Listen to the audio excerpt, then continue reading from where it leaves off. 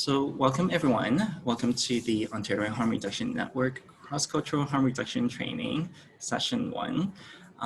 Today our session will be co-facilitated by the ORN team as well as our co-facilitators. We'll give them an introduction shortly. Before we start, we just want to acknowledge that the work of ORN, the Ontario Harm Reduction Networks, takes place across the sacred lands of the First Peoples across the province of Ontario on Turtle Island, and that currently we are located on the traditional lands of the Anishinaabe, the Haudenosaunee, the Huron-Wendat, and the Mississaugas of the Credit River.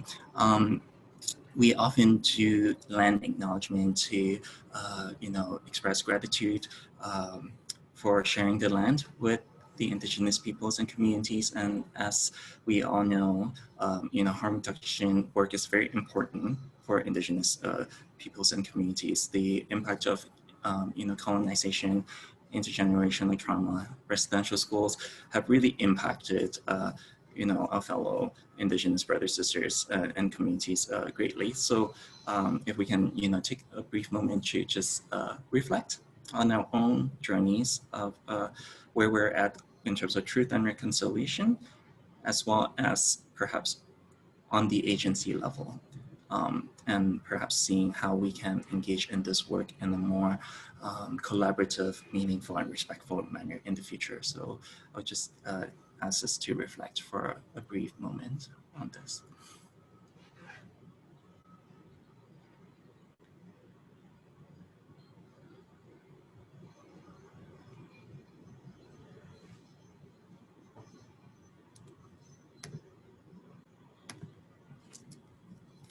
Okay, so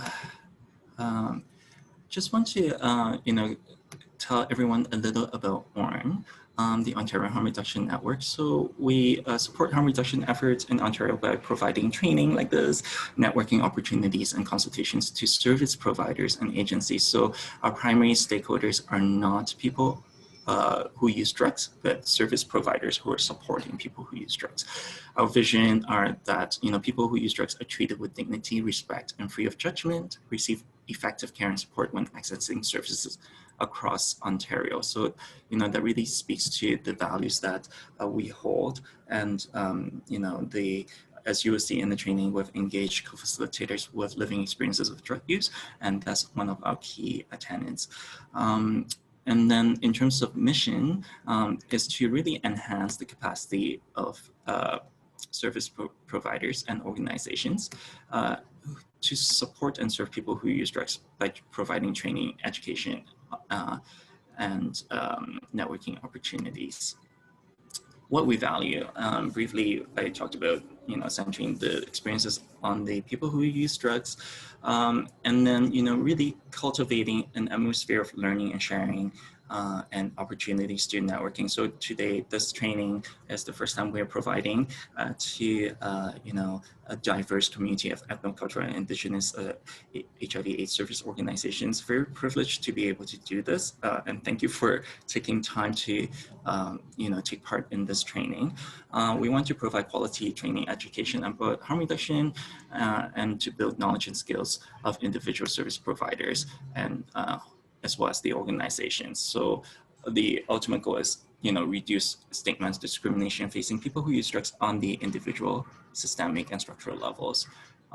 For this training, we want to also acknowledge, all the participation from the supporting agencies. So Two-Spirit of the First Nations, Two-Spirited Peoples of the First Nations, sorry, ACAS, Asian Community AIDS Services, APA, the Africans in Partnerships Against AIDS, ASAP, the Alliance for South Asian Against AIDS Prevention, Black CAP, the Black Coalition for AIDS Prevention, CATS, the Committee for Accessible AIDS Treatment, CSSP, the Center for Spanish-Speaking Peoples, and Latinos Positivos.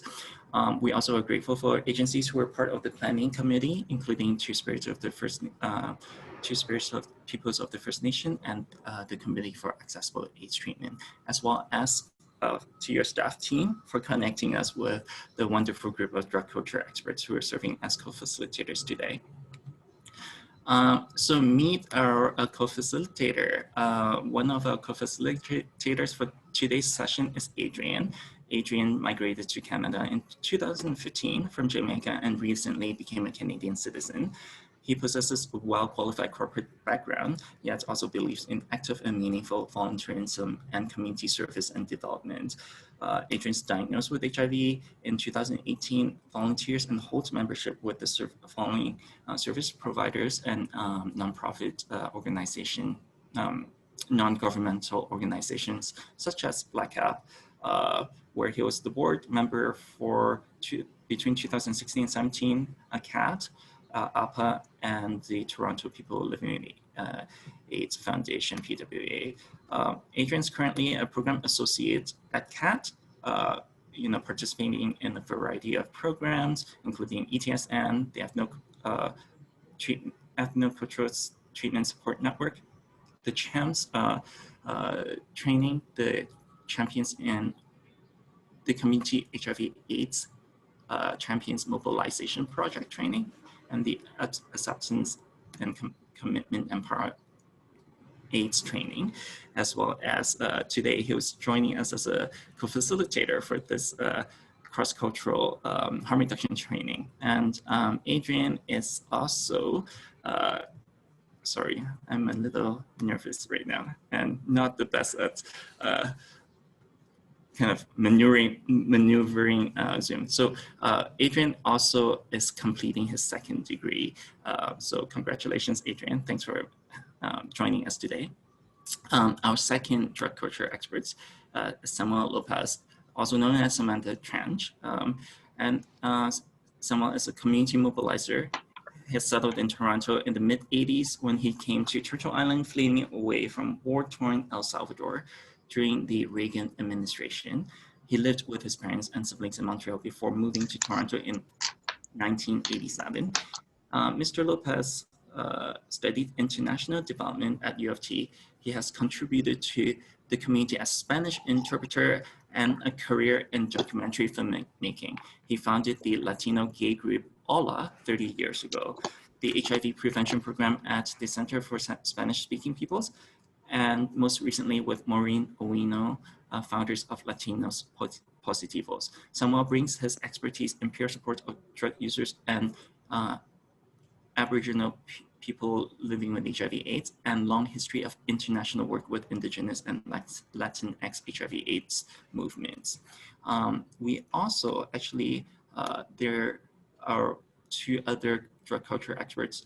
They're sitting with us today. They will not be actively co-facilitating, but will be doing so the next session. So we have Ashley Smoke, uses the pronouns she, her, is an Indigenous woman from the Ojibwe tribe of Alderville First Nations Reserve, living in the PL region with a variety of lived and living experiences in substance use, sex work, women's issues, Indigenous issues, and mental health. Ashley is a drug culture expert when it comes to opioids, but has experience with many different substances. Ashley has also experience engaging Indigenous communities in PL as she's completed a needs assessment to address the needs, barriers, and gaps in service that Indigenous communities face in the peer region.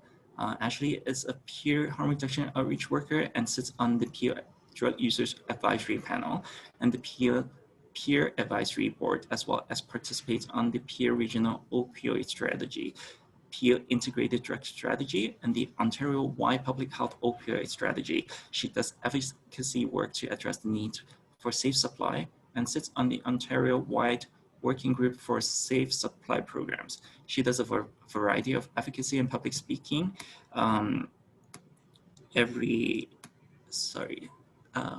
events, to bring awareness to the issues at hand, coming from a place of living experience, and enjoys using her experiences to help others. We are very lucky to have Ashley. And then the next, okay, our last drug culture expert, who is also sitting with us today, but will be actively co-facilitating the session next week, is Colin Johnson. Uses the pronouns he and him, immigrated to Canada in 1972 from Jamaica. He's a founding member of the Gay Freedom Movement in Jamaica and the Gay Alliance at York University. Has been an advocate for the gay and Black rights since the 70s. Collins diagnosed with HIV in 1984. He has volunteered with PWA, was the director on the OAN board, presently co-facilitates with us, Orn, and also sits on the board of directors of Hassan the Prisoner's HIV/AIDS Support Action Network. He continues to advocate for human rights, especially when it impacts Black, gays, and issues related to HIV. In sharing his story and being open with his status, he fights HIV stigma and misconceptions. In 2018, he turned 60, something he thought he would never see, and graduated from the Ryerson University Certificate Program on AODA. So thank you so much for our wonderful group of co-facilitators. And this is the ORM team. We have Nick, our provincial director, me, Christian, and then our wonderful program and resource coordinator, Kim. So the objective of the cross-cultural harm reduction training is really to respond to the increasing interest from Indigenous and settler ethnocultural HIV/AIDS organization in learning more about the philosophy and practice of harm reduction. And we are hoping to engage you, including management, staff, peer workers, and hopefully board members in a culturally relevant reciprocal learning environment that is centered on the living experiences of drug culture experts. This is the preferred term we use for people who use drugs. The brief overview of our training. The training is 3-part and 2-hour modules. This is the first module, so we'll focus on the following topics over the training. I think before we start, we have a couple of poll questions because we asked you to do some pre-session activity. Kim, are you able to put up the poll by chance? So if you can take a quick second to complete the poll, no pressure if you had not been able to complete the activity. We recognize that we had sent it rather late last Friday, and we'll aim to find ways to send you the activities a bit more in advance for the next training. And Nick, yes? Yeah, just while people are filling that in, I'd just like to welcome everyone. It's so great to see so many different people here from different organizations. This training is something we would typically spend at least a full day doing in person, even up to 2 days. So we've really had to try and condense it down into these 3 2-hour sessions. So please bear with us. There's going to be a lot of content. We may have to skip a bit of it. But with COVID times, everything's getting done differently. And we would really appreciate some feedback. So we will have an evaluation at the end of it. And we would love, as Christian said, this is reciprocal learning. We're learning from you just as much as you're hopefully learning from us. So we'll value all sorts of feedback at the end of it. I'll hand it back to Christian to keep us moving on. Thank you, Nick. As we can see, we have about 50% of participants who did not do the pre-session activity. So maybe we'll just keep that in mind. We actually have another poll. Most people, okay. Relaunch, stop sharing results. Kim, we also want to do a quick, the pre-test, the pre-training survey question. Can we do that? Yeah, I'm gonna open it up. Okay, sure. So just another 2 quick poll questions for evaluation purposes. We're trying to do a little bit of a pre-test and post-test. So if you can quickly answer this, that'd be great. Just 4 questions, I believe, 3 on one and another question and then the poll question. So.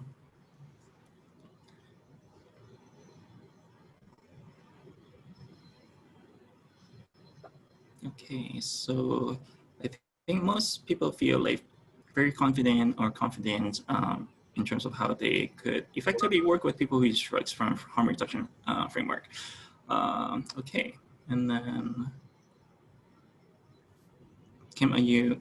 Yep, I'm. Okay.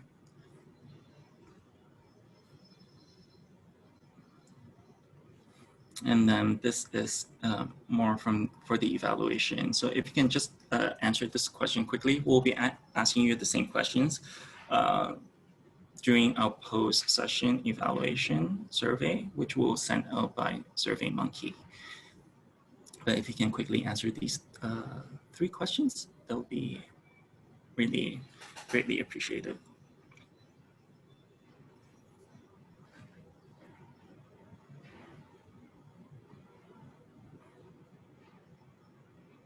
Okay, it's great to see, folks are feeling they have, a moderate to high amount of knowledge. So I think it would make the session quite interesting because you come with knowledge already. And then I think, it's just having the opportunity to have some feedback from the direct culture experts as well. I think that should make the training quite interesting. Okay, I think maybe we should end the poll. I think most people have participated. Okay, great. So moderate to high. Okay, great. Thank you so much. So moving on to our training. So today's module will cover 3 primary domains. One will be around exploring the values and attitudes toward drug use, including our own personal values around that, and towards people who use drugs. The second would be exploring the statement discrimination towards drug use, including the effects which can serve as barriers for people who use drugs to access services.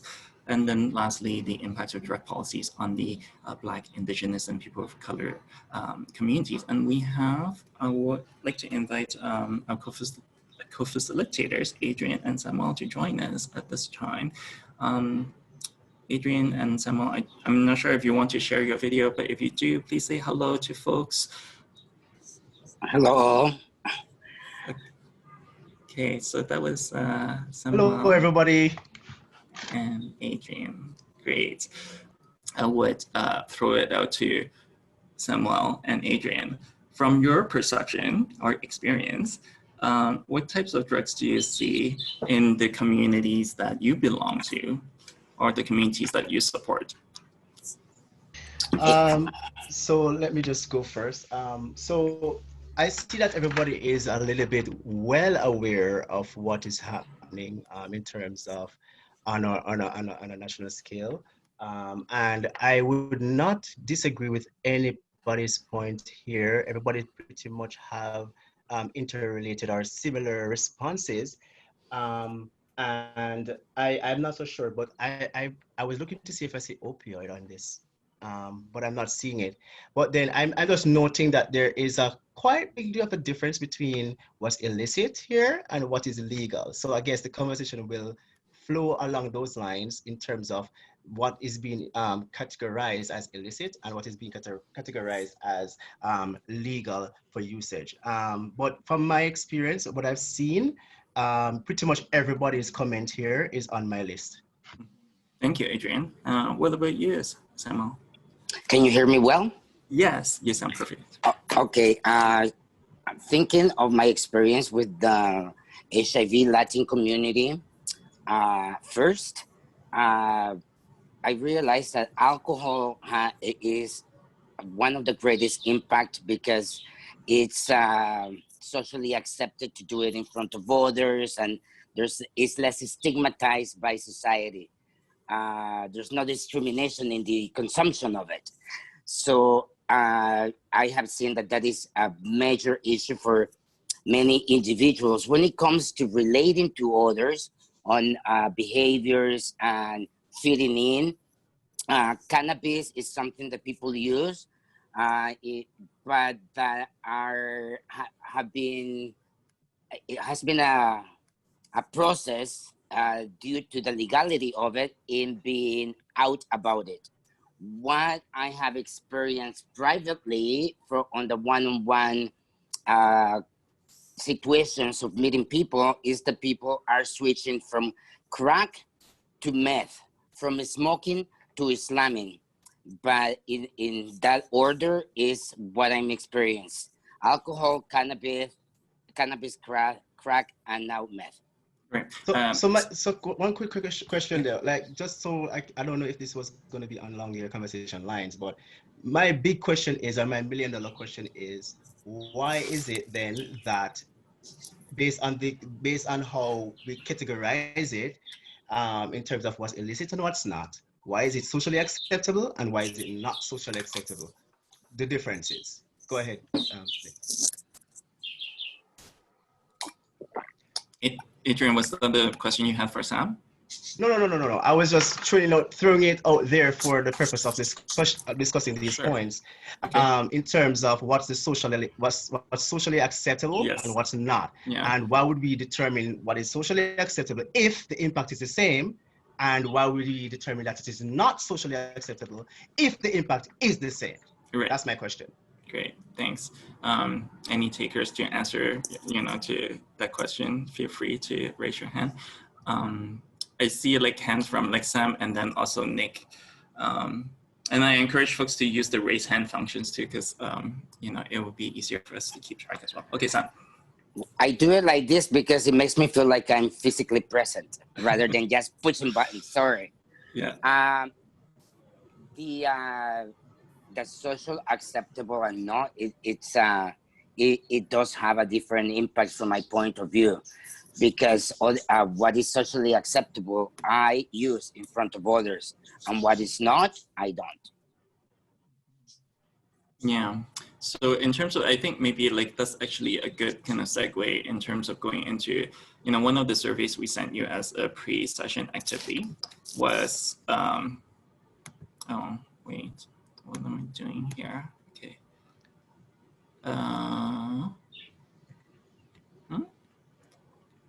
Oh, this survey activity that, okay, I actually, maybe we should ask you folks a couple more questions before we start. So think about, and Kim, I think we actually have these polls, right? Potentially. If we do, Yes, then, we do. okay, Yes, so, we do. yeah. Nick? Just while you're pulling those up, Christian, could I just add in that I think this discussion is interesting, and Adrian's point around, what's legal and illegal, it really does impact what we consider socially acceptable or not, and people's ability to be open and honest about what they're using. So I think it's far more likely, and there is just more use of alcohol and cannabis, but there's a lot more other drugs being used that we may not even be aware about because people just are afraid to talk about them. That the stigma around it is largely driven by the criminality around them. So. Thank you, Nick. And there could be also, use of, prescription drugs as well, that, so, yeah. So the spectrum is so huge, yet I think, definitely stigma or our own values and attitudes towards certain drugs really, impact how we think and how society, treats people who use drugs. So, okay, people should know better than to use drugs. That's one of our poll questions. 50% of you said no, yes. So 31% of you said yes, and then 19% says I'm not sure. So it's interesting about how I think at least a small percentage of you kind of are not sure about how to answer this question, and I think that's an indicator that we can engage in discussing this a bit more as to the reason why. And then the next question, okay, so. It's interesting though to think about your values and attitudes as a service provider and how they may differ if you think that people should know better or shouldn't know better. So these are all just to trigger some thinking and self-reflection. Right. Not necessarily right or wrong answers. And the next question is okay to use drugs in moderation. Oh, do I need to end this? Okay. Sorry, this was the next one that was on the list. Okay. I opened it by accident. Okay. Oh, okay, that's okay. We're having another question then. Not the it's okay to use. I'll open that one. I'll open that one next. Okay, great. Sorry. Thanks for doing all the tech support in the background because I won't be able to do this. Okay, so the question is, if people really want, they can just stop using drugs. Okay, like I think a majority says no, but still we have about a quarter similar distribution of the previous question as like 20-25% you're unsure. Okay, great. Let's also maybe just do the moderation question before we move on. It's okay to use drugs in moderation.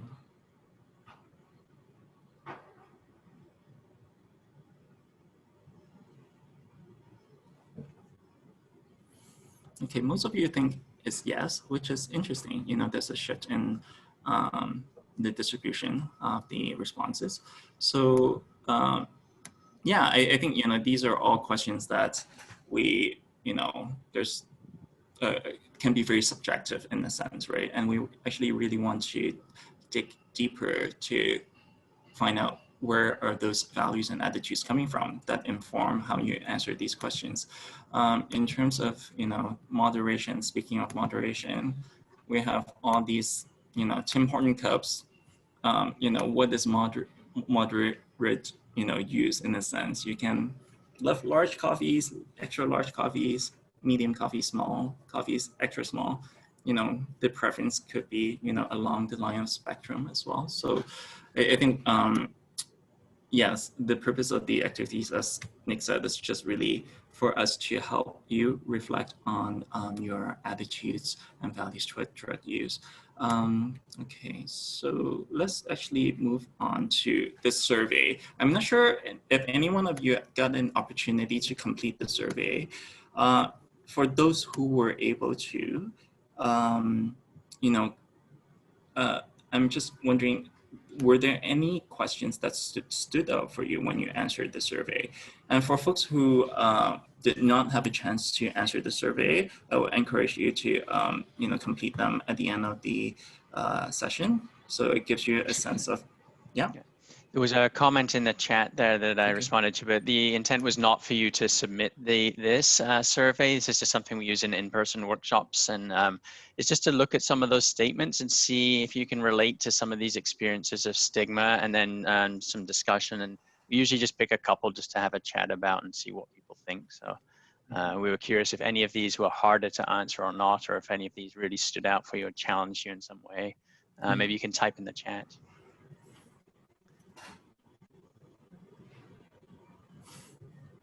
One point I saw Shaz from ASAP pointed out is there's no confidentiality, and that's also why people don't want to talk about their own or others' drugs use. And I think, you know, that's quite, you know, privacy and confidentiality is such an important consideration, right? Or even just, I think many people will be familiar with this from the HIV/AIDS movement, but just even coming into an agency outs you in many ways, right? So people make assumptions about you. Sam or Adrian, wondering if there were any of these statements that you found challenging or thought-provoking. I'm gonna be banking on the confidentiality aspect of it as well. Okay. No, that's a really good and important piece to the puzzle. Now, consider the fact that already there is so many things that is happening in someone's mind, or, you know, the whatever reason that they're using. Now, in a place where we are providing services to provide a safe space, as we all you know, ought to know that confidentiality, sorry, is something that we should hold dearly, you know, to our hearts. And this is one of the issues that we find that people are not coming forward on, in terms of them being upfront and honest. Now, in my experience, one of my fears was that, you know, if somebody who knows me or sees me, who I'm seeking service from, recognizes that, you know, this is the person, you know, yada yada yada. My fear is that I am not going to access the proper service that I have intentionally outrightly went for. Now, is this something that everybody else is experienced, or is this something that anybody else have experienced, or is this something that any of your clients have actually brought to your attention, that confidentiality is something that is really a big deal? What are our thoughts around it? Let's just talk about confidentiality for a moment. Anyone? For folks, you can either type in Yes. the chat box or even unmute and speak. Sam, please go ahead.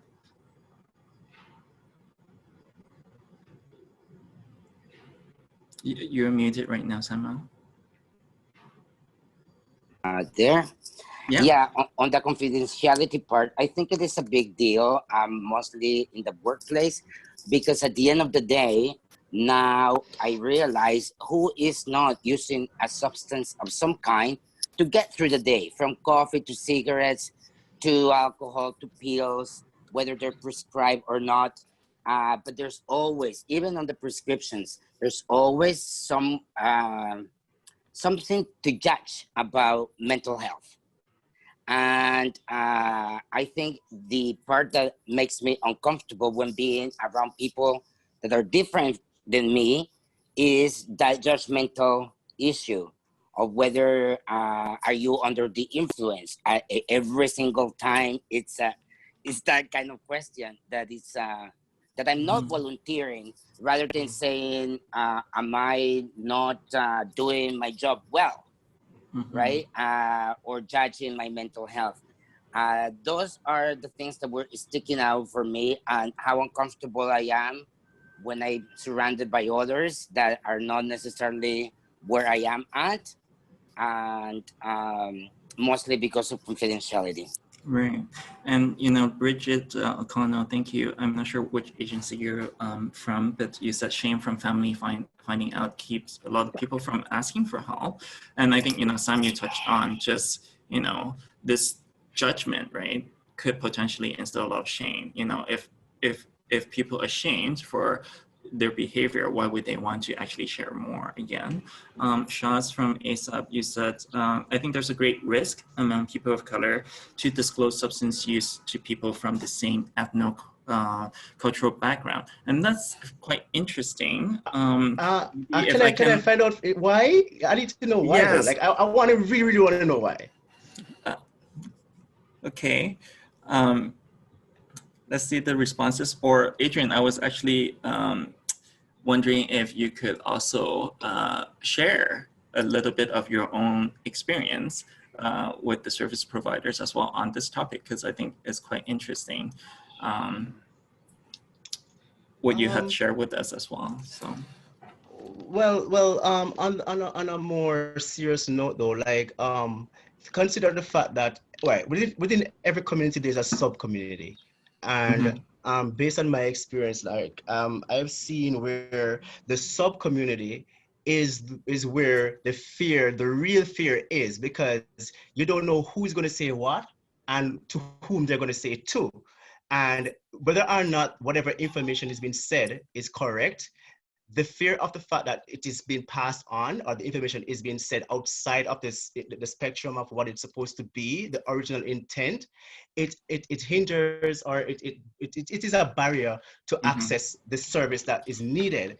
And this is why we find that we are having, unsaid or unnoted or undocumented issues related in and around substance use. Now, if it is that we can like revisit that or explore that some more, I don't know if anybody else have had any other positive experiences or whatnot. I mean, seeing it from outside of the story would give us a better sense of what's going on.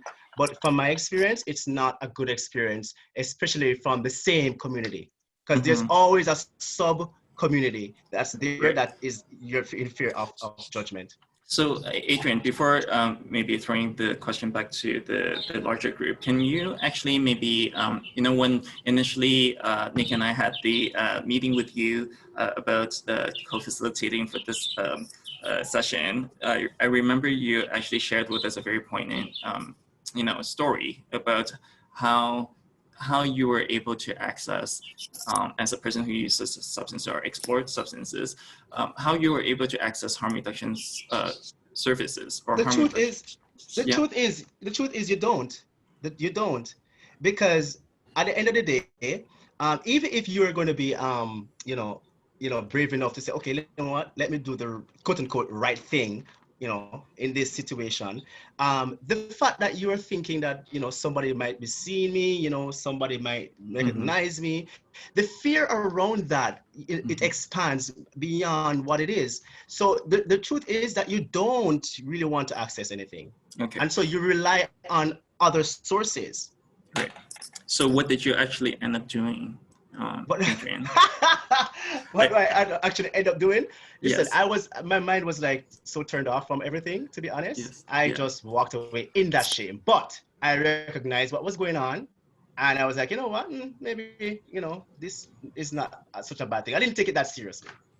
Okay. Adrian, I remember you saying something about specifically accessing harm reduction supplies and how you did or didn't get access to those. Do you remember? Like from whom did you access them? The fear around accessing those. Right. Oh, okay. So in terms of the supplies and whatnot, no.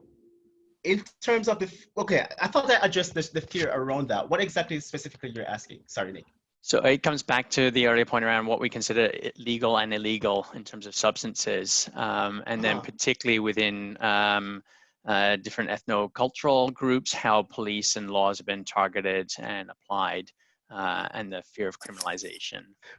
Okay, so the fear of being caught, the fear of being seen, even being in the community and whatnot, the fear of being labeled, all of that are compounded. These are issues that is compounding the real issue, and so we find that the fact that you're black, I'm sorry, the fact that I am black, sorry, the fact that I am black, the fact that I am the visible minority, it spells already, different layers of fear. And so the fact that I am unable to access these services around these stigma, it makes me feel as if, you know what, indeed, this is far deeper than what it is. It adds to the structural layer of structural oppression and structural,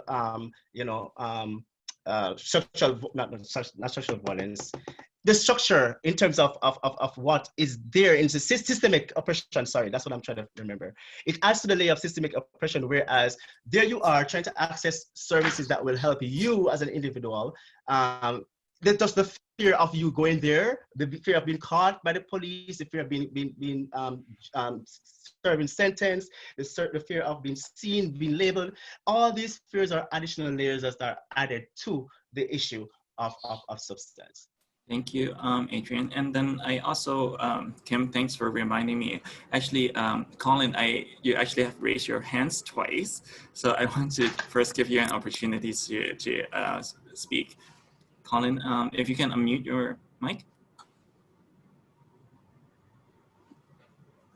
Are you there, Colin? Hello? Can you hear me now? Okay, great. Yep. Yes. Okay, great. Okay, everybody. Sorry. I'm just going to do this very quickly. We're talking about stigma within the, for lack of a better word, minority populations. The key is that one of the reasons people like myself have issues is because of the attitudes within our communities. We have to put that out there. Those attitudes themselves come from a long history of how we deal with drugs in our own countries. Okay, I noticed people have mentioned marijuana and alcohol. Marijuana, I come from Jamaica. Marijuana in Jamaica it's not a big thing. It's something that we hear about, we see about. I mean, we have a reputation for having some of the best marijuana, blah, blah, blah, et cetera, et cetera. It's not a big thing. Alcohol for us is an everyday occurrence. My first drink was given to me by my father. So we actually don't see alcohol per se as a drug. It's just life. It's just Jamaica, okay? When you take that and you come to a country like Canada now, where they have attitudes relating to alcohol as a drug, and then all the other drugs that we have issues. For us, drugs like Coke and all the rest are demonized, okay? That's our attitude. So when we come to our organizations that are supposed to be dealing with us, They have their own personal feelings regarding these things in so many cases. That's where the attitude needs to change within the organizations themselves. They are very judgmental when it comes to people using drugs. I know they might say differently, and that might be the official wording, but the reality is that is not the reality or the truth. Okay? All right. Never before have I seen much more judgmental attitudes when it comes to substance use than the very organizations that are supposed to be serving us. You cannot have people people will not be going to those organizations if they lack the trust, the confidentiality, and an open attitude. And that's where we have to start when we're going to start talking about drugs and harm reduction. The concepts of harm reductions are not a realistic proposition in many Black, Asian organizations. And that's how I see it. And that's what I'm going to say. Okay? I'm done. Thank you so much, Colin. That's amazing. I think I just want to, I'm not sure if anyone from different agencies have, any thoughts or comments you would like to share from your experiences as, workers on the front lines. But I would turn it back to Adrian, if Adrian, if this is okay, can you actually share with us how you were able to seek out harm reduction support or harm reduction supply kits when you were actually using substances? Sorry about that.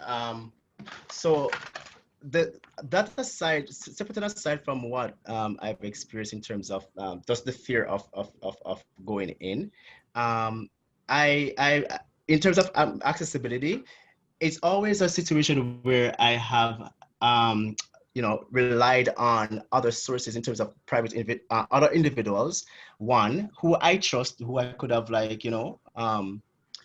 rely on in terms of to go in for me to get those services or get those tools. Now, that being said, there's also one instance I remember, heading out to Toronto Public Health. No, that was just by chance. Like I just went there just to see what it was like. Was just like experience what it is going to be like in terms of providing that type of service. And when I went, it surprisingly, it was available, and it was available easily. Now, I was just comparing, why is it then that, these organizations that are set in or that are mandated to help people, in terms of, going through, navigating themselves throughout life, why is it that service providers would be the ones who are, adding or aiding these internalized stigma? And I think Colin made a really great point about where it is all stemming from, our values, our attitudes, our norms. And I'm thinking, based on the discussion so far, that maybe it's a situation where literally our values and attitudes towards people who use these substances need to be revisited. Now, those are some of the things that I've done in terms of accessing it. It's nothing greater than that, so to speak. So I'm not so sure if that did answer your question. Okay, no, thank you, Adrian. And maybe I will just switch to Sam to also speak from your experience, supporting, community members who may be using drugs. Because I know, you speak openly about your substance use, but you also have been providing a lot of peer-based support on an official capacity, right? So can you speak on Yes. that? Yeah. Yes. Thank you for saying that I am an open book, because I wrote that down so I wouldn't forget. And that being said, an open book is there's a chance of being vulnerable with an open book at work.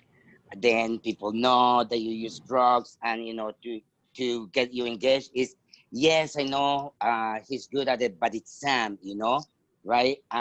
From the other perspective, knowing that Sam is so open about substance use and sex, sexuality, sex life, PMP, the language, and all of that with friends and clients, then people come to me. They contact me directly to ask questions or to ask if I know how they can access tools like paraphernalia, from screens to smoke cannabis to all kinds of pipes. And when I was doing HIV prevention work, I had issues. I didn't have any issues distributing condoms and lube. But the first time that, a bunch of syringes were put in my hand, I was shaken, I must admit. Uh, so, I didn't mind, distributing condoms from my home too. And why not? Just to say that I support safer sex.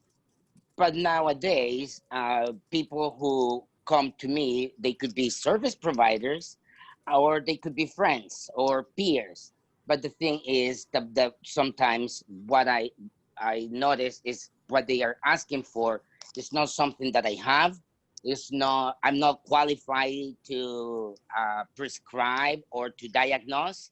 All I said once is like, come on over, let's hang out. And it has become like, do you have a clean syringe? Do you have a tie? This is the first time I'm gonna do this. Can I do it here? And I think that's where the question was coming from a while ago. How is it that we actually access these tools? And my question would be just like Adrian's, why me? So there is the level of trust in at one end to ask Sam, but there is not the level of trust at the agencies they access. So should the agencies hire us so that they can be doing the work through us, or should we keep putting ourselves at the risk of not doing it through an agency? Thank you, Sam. Those are like great points here, for everyone I of would us to like to think hear a about. response. I would like to hear a Sure. response. I'm really curious, and I think we'll probably explore this a little bit more next week when we get more into harm reduction. But it's harm reduction centers it in people who use drugs, and it's such an important role, these peer-based networks. And as agencies on the call starting to think about potentially scaling up and building harm reduction programs, that's going to be a key piece to keep in mind. And there are people you're not going to reach and are never going to come in. So working through peer networks and folks that use drugs to reach those allows you access to communities you wouldn't normally get, but also then feeds back into the agency about what's happening on the ground from those people with the expertise.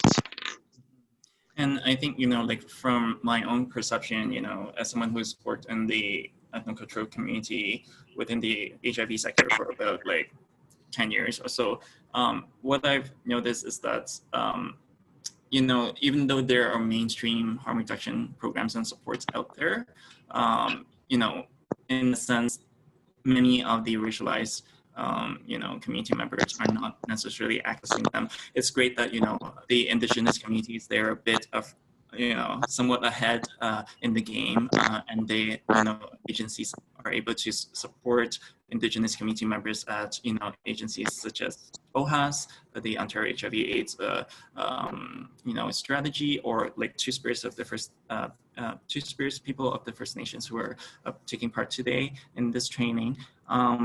Yet also at smaller agencies, I think sometimes because of different types of constraints, people may not necessarily be comfortable coming in to talk about substance use, as like Sam and Adrian had mentioned already. So, I think it creates this like unmet gap where people who do use within a community are not really sure where we can access that type of support that we actually need. I just want to kind of look at the chat window as well. Okay, Colin said harm reduction cannot work without the intervention of employment of drug users. Just wondering, like from service providers, do you have any kind of comments, reflections based on what Sam and Adrian had spoken on just now? Wallace. I like what Wallace is saying. Okay, so That's, I Okay. think that particular point we will explore more next week. Sure. Okay. So next week we'll definitely talk more about also engaging people who use drugs as well, along with a bit of an overview on drug and substance use and harm reduction philosophy as well. So perhaps maybe I need to actually keep moving on in terms of our presentation. I know all of you are service providers. You all work with people living in HIV. You understand what stigmas are.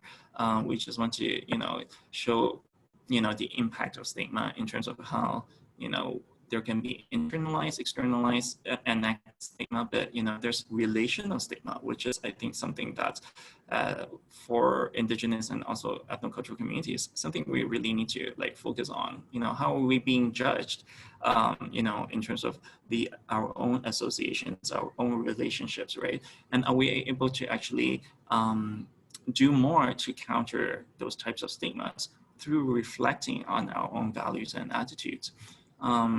And if we're able to do that, perhaps we are able to, engage in change more on the institutional level and then also the systemic and societal level.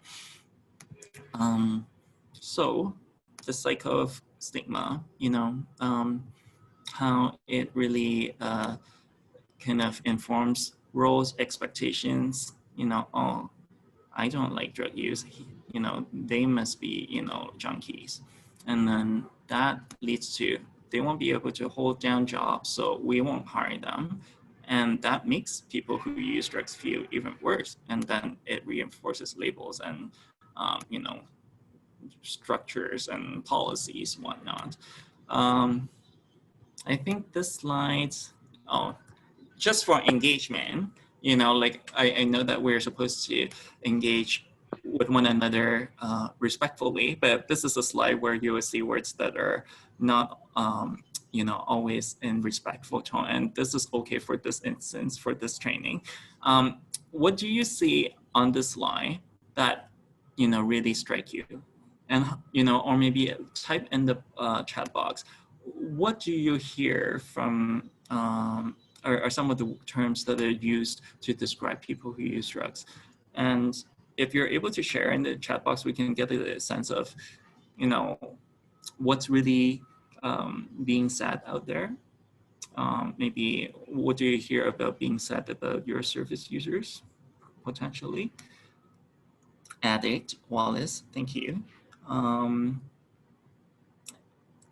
Okay.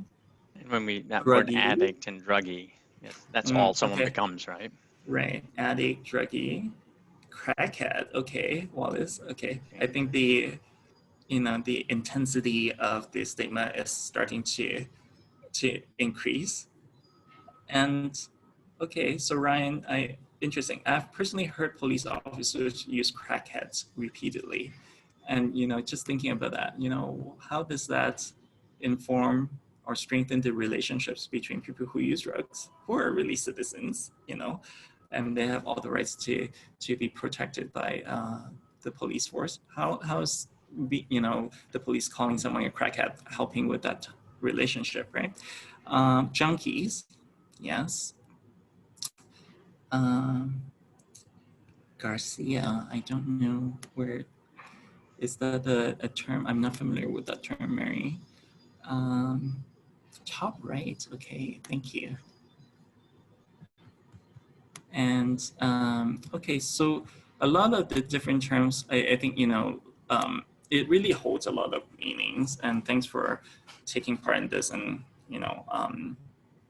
being so open and honest. I mean, like some of the words that I see on this that has not been mentioned, crack whore, that's a, loaded term, not just on the stigma on person who uses drugs, but also there's a gendered perspective on it as well, right? And how we kind of place our own values on, like a sex and drugs and, gender in one word, a very loaded term.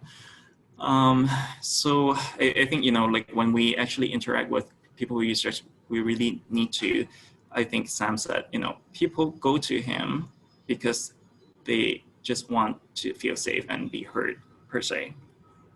And as service providers, are we able to do that? Like sometimes is, how we interact with them, right? Are we using the right term? Are we, being able to provide, an unconditional kind of type of support towards them, regardless of whether they're actively using or not.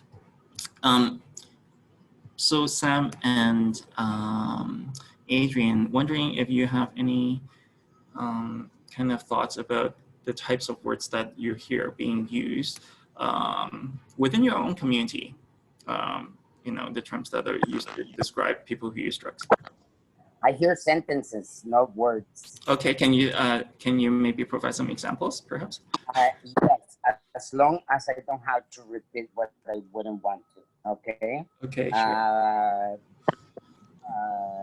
Because some of them are totally racialized, more than just the stigma and discrimination of all. But I live close to public health, and the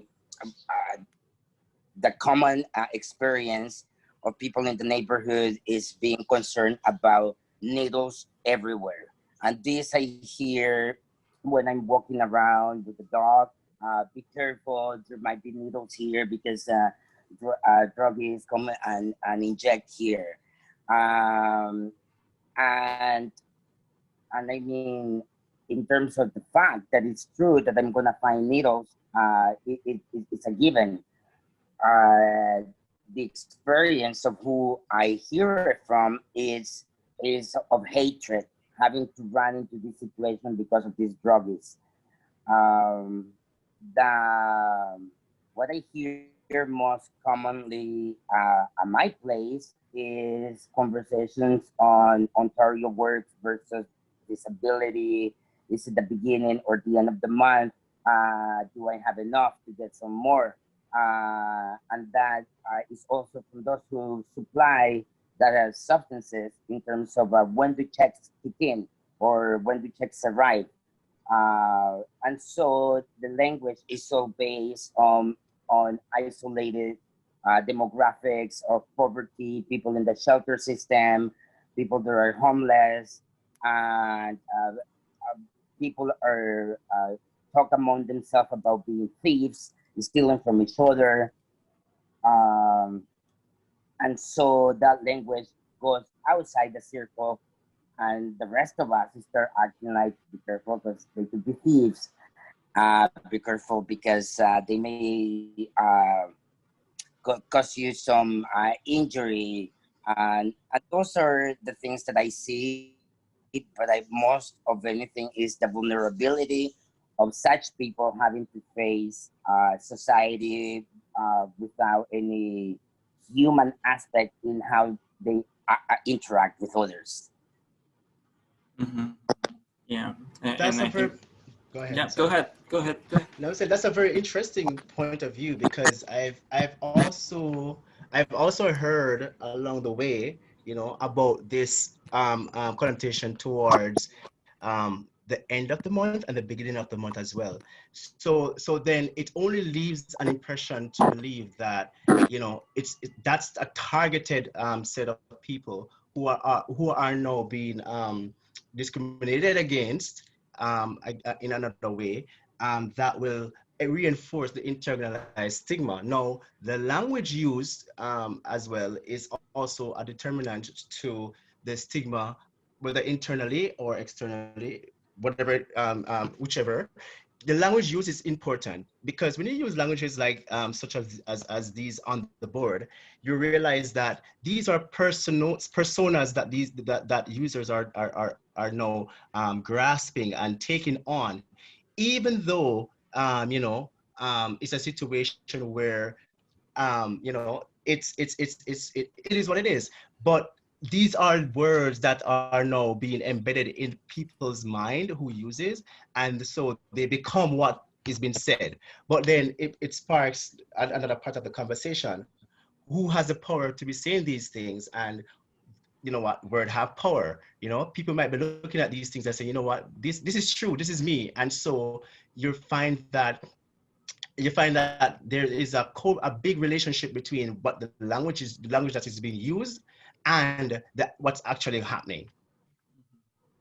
Yeah, thank you, Adrian. And I think, in terms of the, the beginning and the last month of the month, I do hear a lot of service providers do mention that, right? But I think my question to service providers to reflect on is, when you do mention that, what's the intention? Are you mentioning that as from a place of judgment? It's like, oh, client X is going to, do this because it's already end of the month?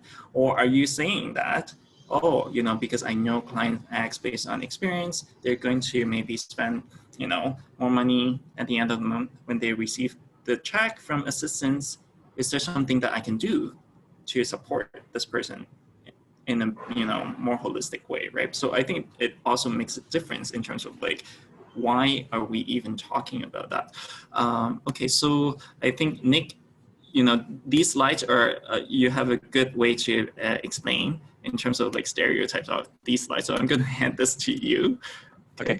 Yeah, I think a lot of our attitudes and values and judgments are based just on stereotypes and what we see and hear in the media, maybe what we've seen in our lives. And I just tried this exercise one day. It's like, what if I just type junkie into Google search? And these are the images that come up.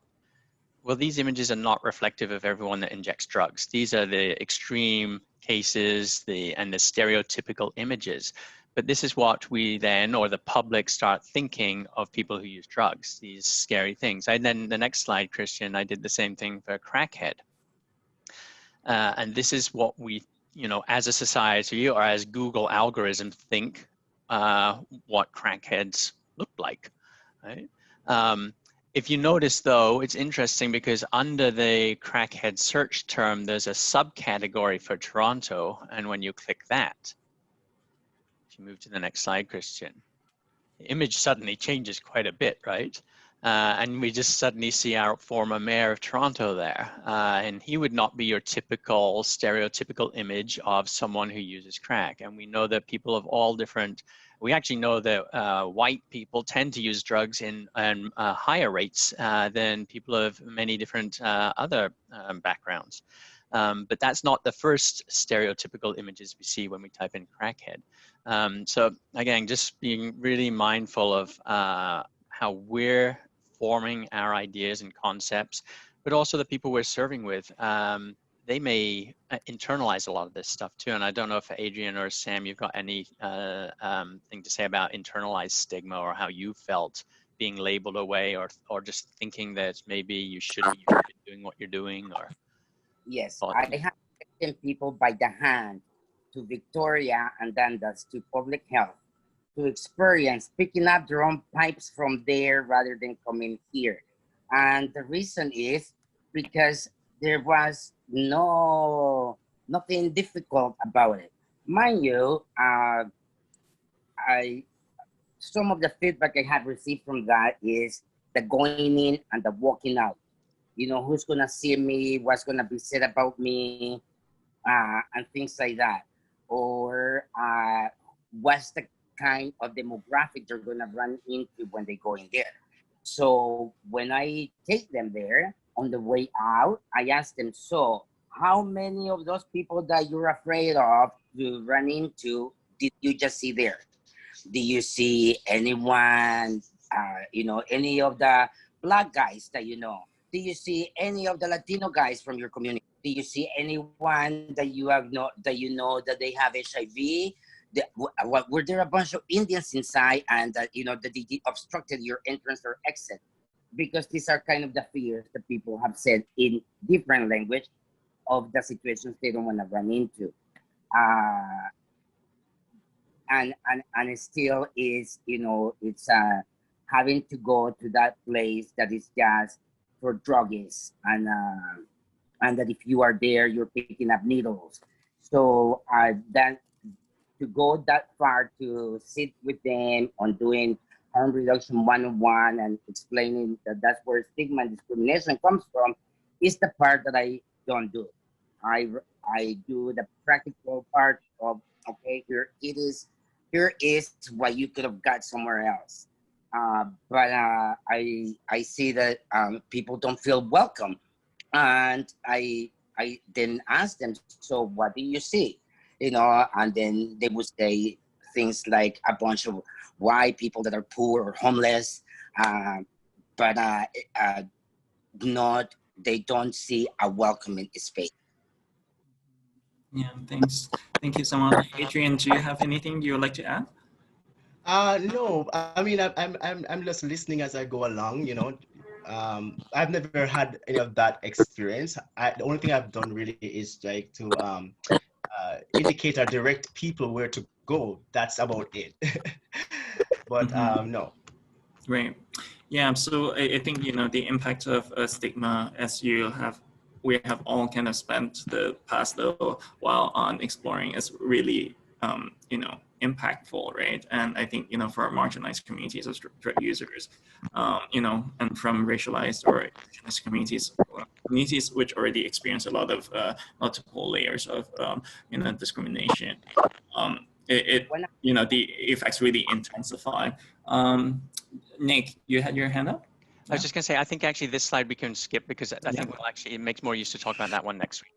Yep. And this one, I think, you know, like we just want to, you know, we'll send you the slides after, but this just, this is a pretty good graphical tool to kind of suggest, you know, what terms to use that are not stigmatizing when we, you know, support people who use drugs. So you hear a lot of people who say clean, dirty. I think, you know, that's a prime example of what we kind of talk about in the HIV sphere as well, clean and dirty. We kind of, you know, switch that language, right? What's good about drug use? What's negative about drug use?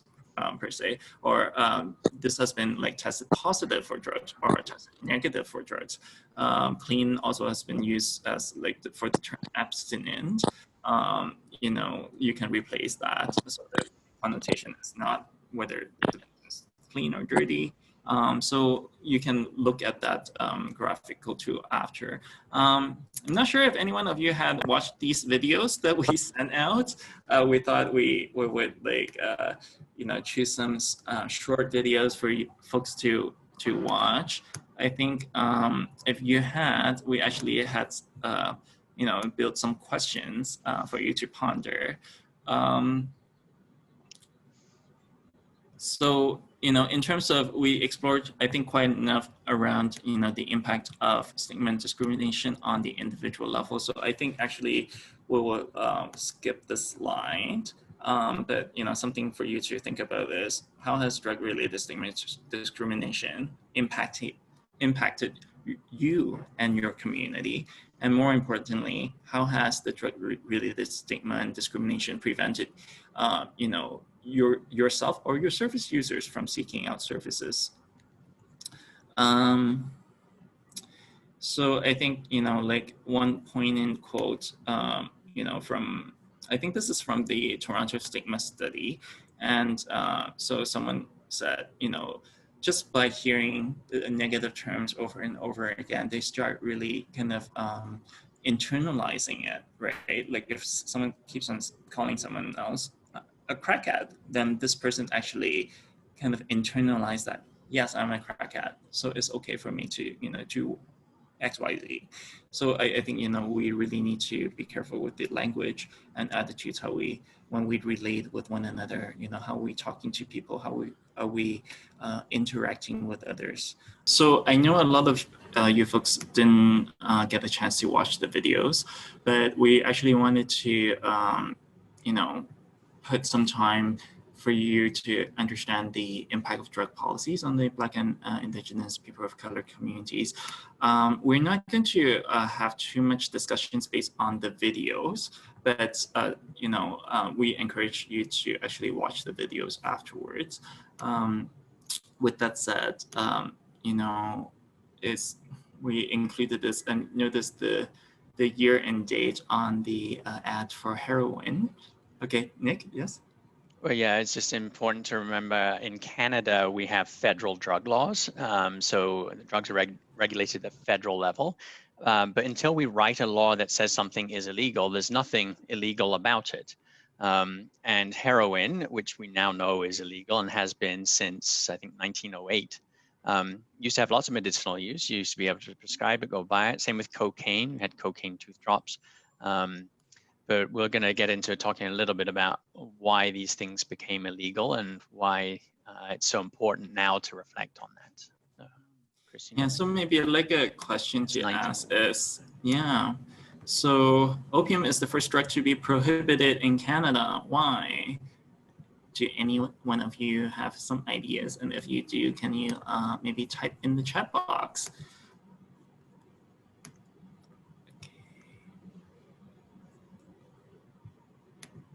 I need to see if there's any responses. Okay, so I think, you know, like railroad workers, student, yes. Do you want to actually unmute and maybe speak a little more about that? Wallace, it puts people to sleep and they could not work. Okay, student, please go ahead. No, I thought like when the railroads were being built and where there were Chinese workers long time ago, like they were using opium as their medication. So it started to be banned during those times.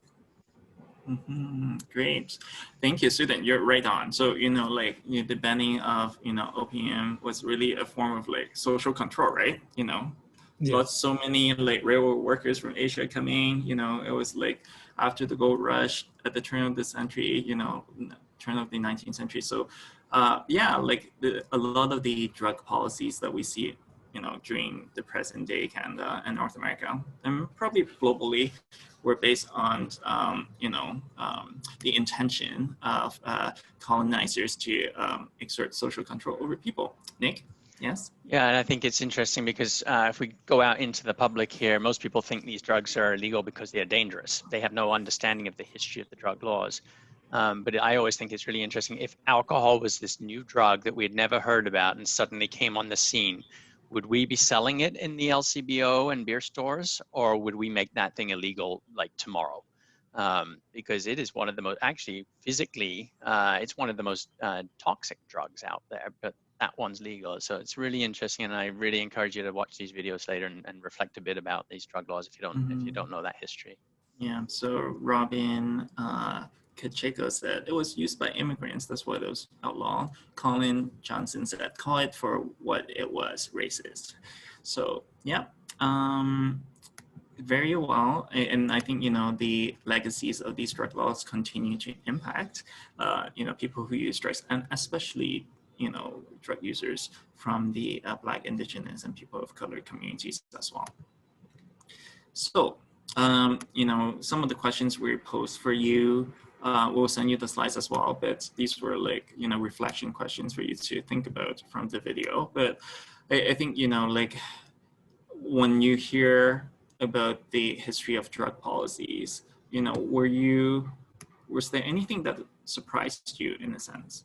And then, just also keeping in mind of how is race a factor in the formation of drug policies in North America? And then, what are the present day impact that's still, that's being felt within our communities? Not sure if any one of you may want to take a stab at answering these questions without having first seen the video, but I'm sure some of you may already know the impact of the drug policies that has on your service users and communities. So Sam says, I'm just trying to follow the chat. Prohibition, don't forget that Canada had a period of prohibition too. That's right. And in the US as well, right? And also think about what did prohibition do? It drove, alcohol to the production of the underground. And, what happened afterwards? Prohibition actually did not work either. So we really need to think about, the types of campaigns such as, the U.S. Nancy Reagan, just say no to drugs, right? That didn't work, but we're spending so much money on, drug policies and policing and the institutionalization of people who use drugs. So as opposed to, let's say, providing people who use drugs with supports, we're actually criminalizing them and imprisoning them.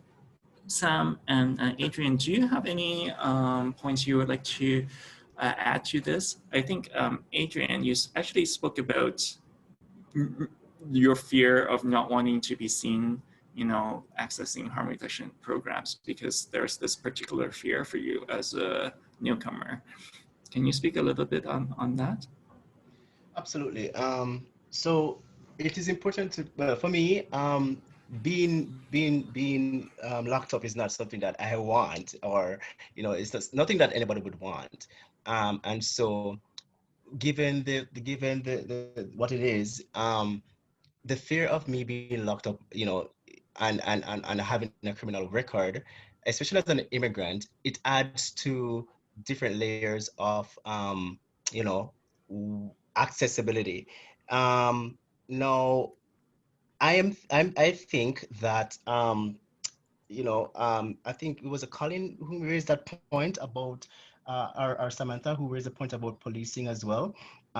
It does play an important factor into how we all, how we access services, and how we, go towards accessing the right care that we need.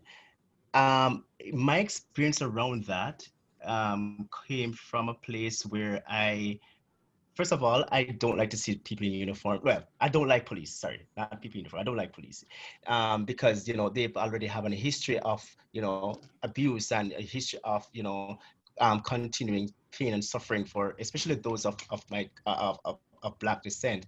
The fact that I don't want to have that encounter with them, whether or not I'm doing anything, it kind of plays an important role into whether or not I go towards accessing any type of services or whatnot. In my experience, just the fear of me getting caught by these people, it's just not something that I would want to put myself through. It's not something that I want to go through. And so I think there's a lot that needs to be said around the aspect of policing and the reform of thereof. I'm not so sure if anybody else have anything to say about that. Yeah. Yes. Can I add something? Of course. Sure, go ahead. I wanna thinking of what Adrian is sharing with us now.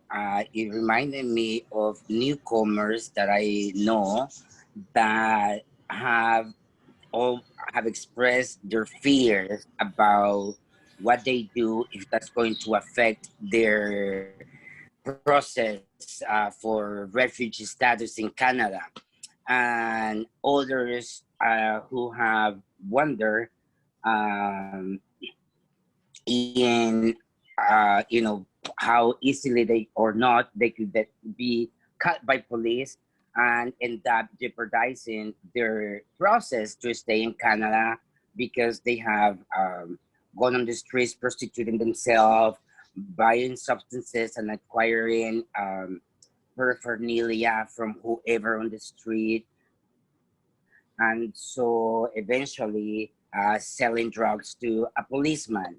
So for people like that who want to stay in the country, then they end up being, put in jail or be sent to border places where they would be otherwise deported.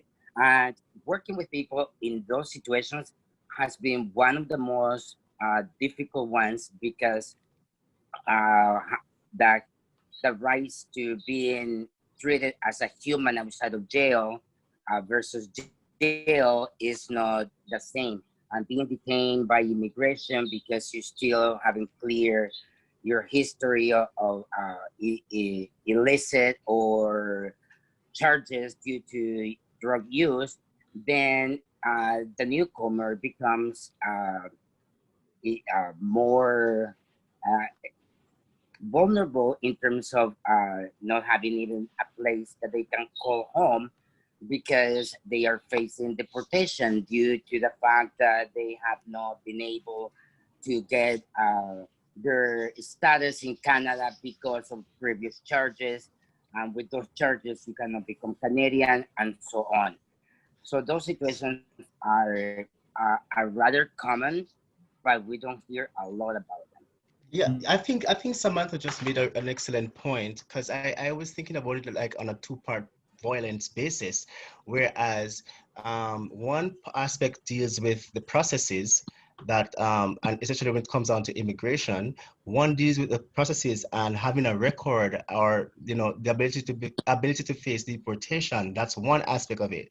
And then you have the other aspect that speaks about, and I think Wallace made that point as well, just looking at the chat, talk about the mental strain that this has on the person.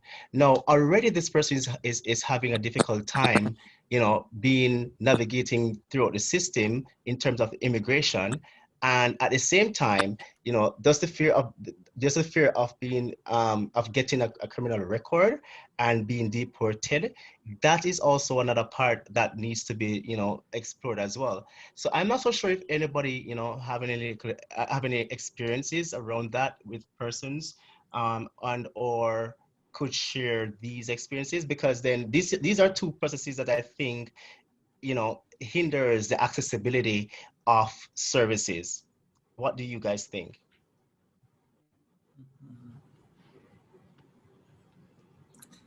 So Colin says, as well as losing your children to, children's aid, which is very valid as well. So, I mean, the impact of the drug policies and policing, not just on, for, newcomers for sure, on indigenous folks, on, parents, mothers. Nick, yes? Did you have your finger up? Oh, sorry. Okay. I'll get to the other issue around prohibition in a minute when we finish talking about stigma. Sure. Yeah. Let's see if people are gonna type in the chat box. If not, maybe we'll just skip to the next slide. It's a quiet group from the participants, but we'll get them more engaged next week. Yeah, hopefully. We need also your feedback at the end of this session. We'll give you about 5 minutes. Please provide us with feedback on how we can make this training a bit more engaging. So we actually selected a few videos that are quite short for you to view. This one is on the impact of police and policing by the Pivots Legal Society based in BC. And they've been a strong advocate of people who use drugs in the community, among other marginalized communities as well. So I think perhaps we kind of touched on this mistrust has been left as a result of drug policies and the impact of police and policing. So I think as all the service providers who work with indigenous and ethnocultural communities, can you actually maybe speak about, touch on, share, what are some of the impacts that you see on your clients or your communities as a result of policing and police brutality and violence as related to drug use?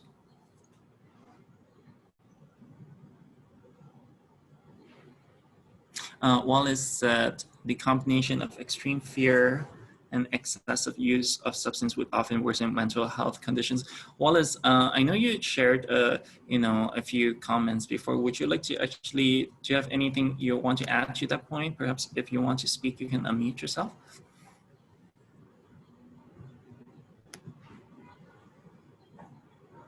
No pressure, though. Okay, no pressure, yes. Some people may not want to speak up. That's okay. Sure, yeah. You unmuted yourself. I can't hear you though, Wallace, for some reason. Can you hear me now? Yes, can hear you with the headphone, yes. Can you hear me? Yep. Yes, now we can. We can hear you. Are you able to hear me? Yes. Now I can't hear you. Oh, okay. You can speak. At least you can hear me. Yep.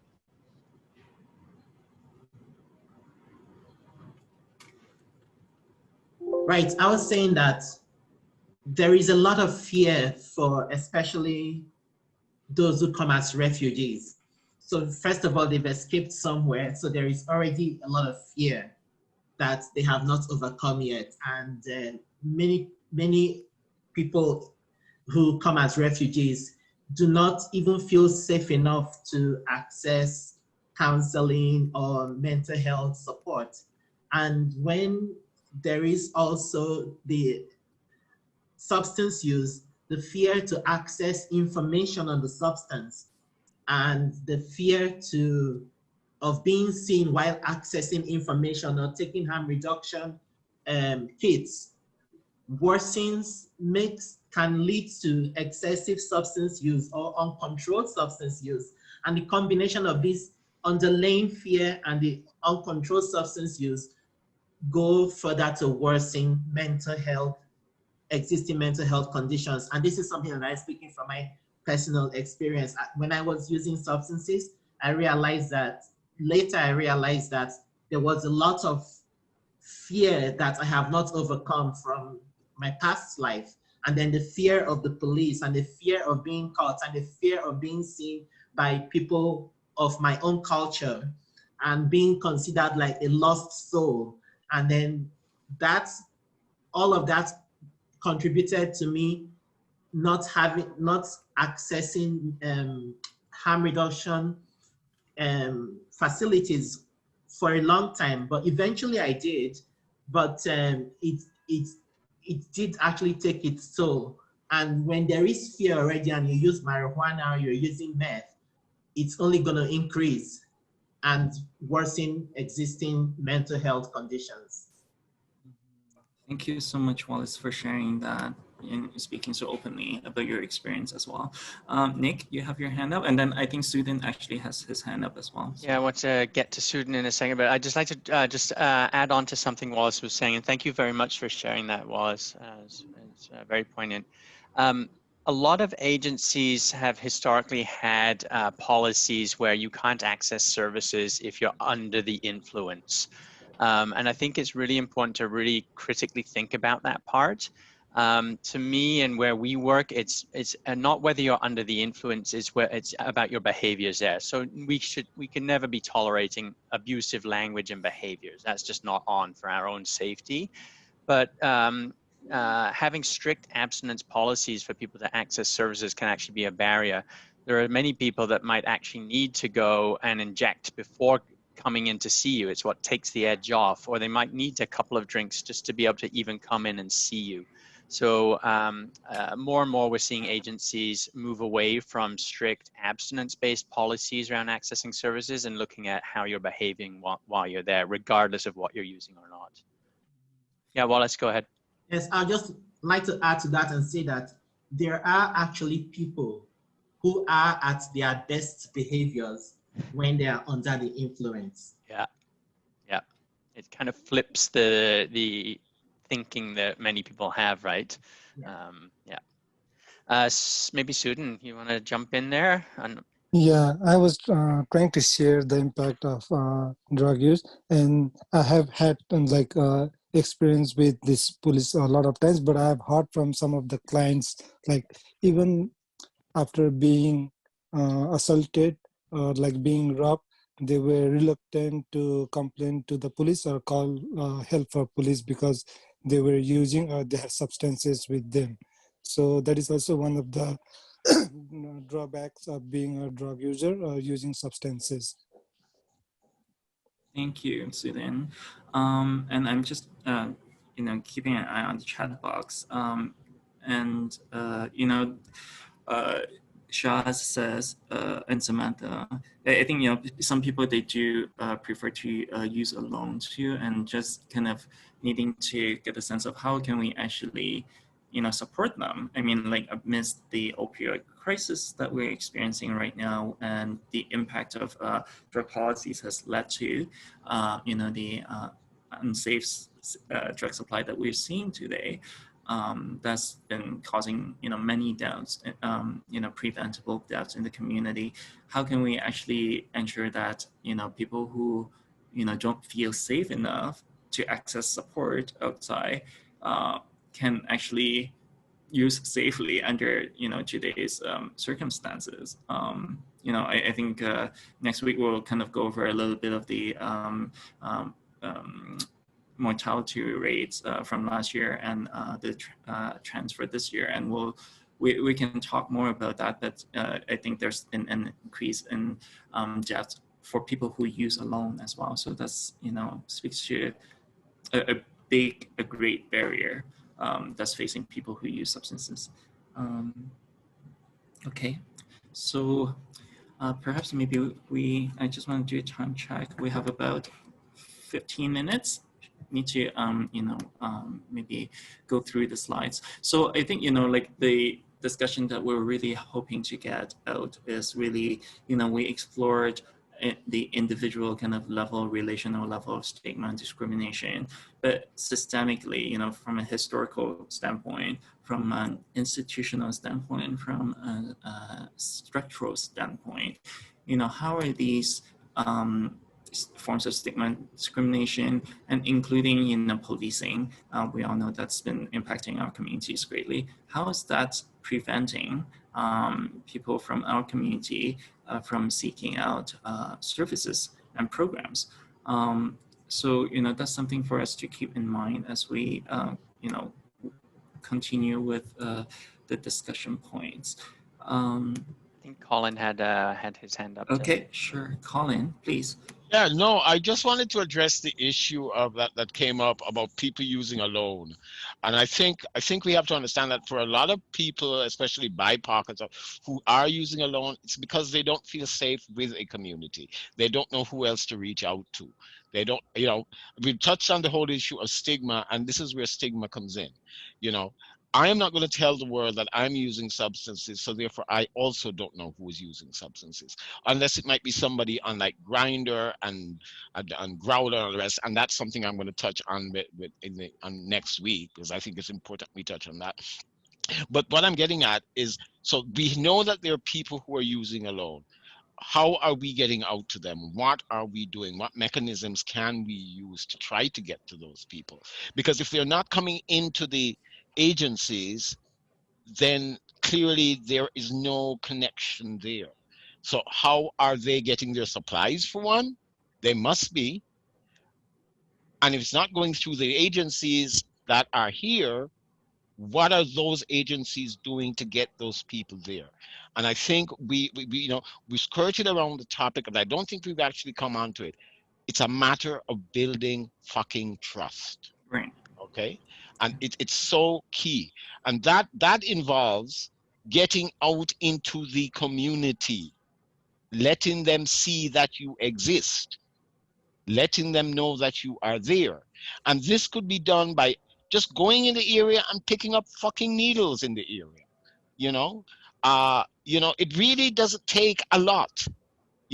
Talking to people in the stores, knowing where these places are. I mean, I'm not going to lie to you. I've worked with a number of agencies, and we've never even done something as simple as mapping where Black people live in this city. It used to be, you used to know 20 years ago, they were at Jane and Finch, and they were at Regent Park, and they're in Scarborough. Now, that's no longer a reality.